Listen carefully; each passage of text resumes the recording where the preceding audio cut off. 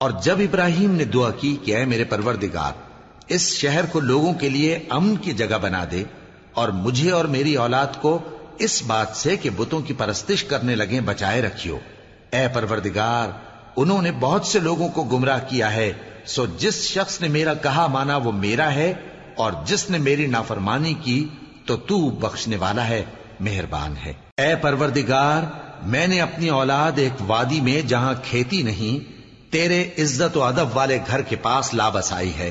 اے پروردگار، تاکہ یہ نماز پڑھیں سو تو لوگوں کے دلوں کو ایسا کر دے کہ ان کی طرف جھکے رہیں، اور ان کو میووں سے روزی دیتے رہنا تاکہ تیرا شکر کریں۔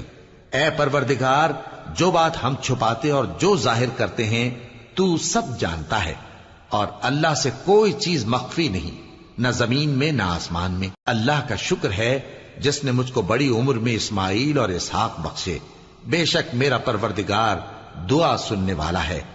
اے پروردگار، مجھ کو ایسی توفیق عنایت کر کہ نماز پڑھتا رہوں، اور میری اولاد کو بھی یہ توفیق بخش۔